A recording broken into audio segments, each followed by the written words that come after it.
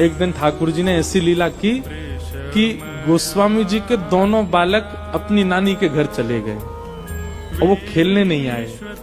और ये राम प्रसाद जी आकर के मंदिर प्रांगण में बैठकर प्रतीक्षा कर रहे हैं कि वो दोनों कब आएंगे। कभी गोटी नीचे मारें, कभी गोटी उछालें, हाथ में ले लें और प्रतीक्षा कर रहे हैं वो दोनों कब आएंगे। वो दोनों तो आए नहीं। इतने में राम प्रसाद जी ठाकुर जी को देखने लगे, गोविंद देव जी को, और बोले आज तो तुम्हारे दोनों भाई भी नहीं आए, आज तो तुम आ जाओ, तुम ही खेल लो, आज हमारा मन ही नहीं लग रहा। कभी किसी खंबे पे जाके बैठ जाए, कभी कहीं बैठ, जैसे स्वभाव है उसको खेलने का मन होता है तो वो पीछे पड़ जाता है। ठाकुर जी का मन हो गया कि मैं इसके साथ खेलूं। और तभी ठाकुर जी ने देखा कि एक द्वारपाल बैठा है और एक गुसाई जी अंदर डोल रहे हैं।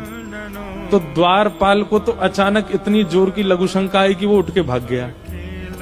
और गुसाई जी को बहुत जोर की भूख लगी आई तो वो भी चले गए प्रसाद पाने। दोनों जैसे ही गए इतने में ही गोविंद देव जी अचल से सचल हो गए और दोनों हाथ सीधे करके फेंटा बांध करके अपनी सोने की गोटियां उठा करके और फेंटा में लेकर के और हाथ में लकुट लेकर के आ गए प्रांगण में। और प्रांगण में आकर के बोले चल अब खेल मेरे साथ। और राम प्रसाद बालक के साथ में गोविंद देव जी गोटी खेलने लगे। वो बालक खेल में तो उसकी कमरुचि, ठाकुर जी जैसे चलें, ठाकुर जी जैसे बैठें, ठाकुर जी जैसे मुस्कुरावें, ठाकुर जी जैसे जो नैन मटका में, वो तो उन्हीं पे ही मोहित होता जा रहा था। इतने सुंदर लग रहे थे ठाकुर जी।